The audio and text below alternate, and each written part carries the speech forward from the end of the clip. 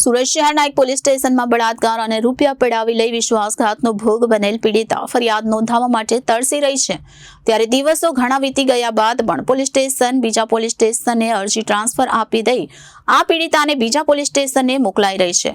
હવે પીડિતા પોલીસ તંત્ર પાસે ન્યાયની આશા રાખી બેઠી છે। સુરતમાં લગ્નની લાલચ આપી પરિણીત માલેતુજાર ફેમિલીના દીકરાએ આ બિઝનેસ ફિલ્ડમાં મોટું નામ ધરાવતી યુવતીને યુવકે ગર્ભવતી પણ બનાવી હતી। ગુજરાતના આસપાસના રાજ્યોના અલગ અલગ સ્થળોએ સાથે ફરવા જઈ યુવતીના રૂપિયે મોજ કરી, કારણ કે યુવતીને આ યુવકમાં પ્રેમ દેખાતો હતો। આ યુવક પોતે માલેતુજાર હોવા છતાં યુવતીના રૂપિયા મોજ શોખ કરે છે। યુવતી આ યુવકમાં પોતાનો પ્રેમ જોઈને લાખો રૂપિયા રોકડા અને લાખોની કિંમતના ઘરેણાં આપે છે। બધું બરાબર ચાલે છે। અચાનક યુવતીને કેન્સર આવે છે, જેની સારવાર માટે રૂપિયા પરત માંગે છે, પણ અહીંયા આ યુવકની દાનત બગડે છે અને આ યુવતી સાથે સંબંધ તોડી નાખે છે અને યુવતીને રૂપિયા અને પ્રેમ બંને ગુમાવવાનો અને પોતાનો શારીરિક ઉપયોગ થયો હોવાનો અનુભવાય છે। યુવક વિરુદ્ધ પોલીસ ફરિયાદ નોંધવામાં સુરતના 2 પોલીસ સ્ટેશનને કોઈ રસ નથી। ફરિયાદ ન નોંધવામાં રસ ન હોવાનું કારણ આ યુવક પોતે યુવતીને મેસેજ કે ફોન કરીને મોકલી રહ્યો છે કે યુવતીની ફરિયાદ કોઈ નહીં સાંભળે। આ યુવકે પોલીસ સ્ટેશનમાં સેટિંગ કરી લીધું છે।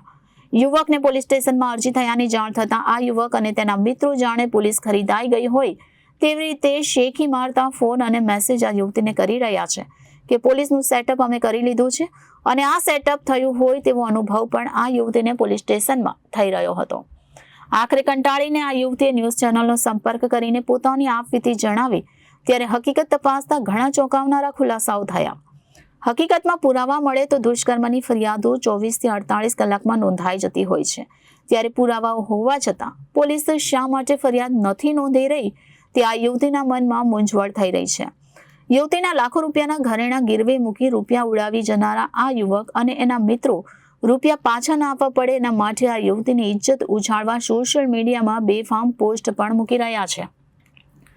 યુવતીએ કરેલી અરજી મુજબ લાખો રૂપિયા અને લાખોના ઘરેણાં વેચી દઈ અથવા ગીરવે મૂકી દઈ આ યુવકે દુષ્કર્મ અને આયોજિત છેતરપિંડી થઈ છે। યુવકને પકડવામાં કે યુવક અને તેના મિત્રો વિરુદ્ધ પોલીસ ફરિયાદ નોંધવામાં સુરતના 2 પોલીસ સ્ટેશનને કોઈ રસ નથી।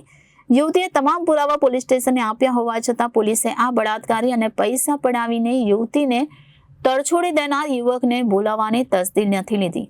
યુવતી છેલ્લા 6 મહિનાથી આ યુવકના સંપર્કમાં આવી હતી। યુવતી પોતે મોટો બિઝનેસ ચલાવે છે, જેની લાખો રૂપિયાની આવક પણ છે। આ યુવતીને ખરીદવાની કોશિશ પણ કરાઈ હતી, પરંતુ આ યુવતીને ન્યાય પર ભરોસો છે, પરંતુ આ ન્યાય તેને ક્યારે મળશે તેની ખબર નથી।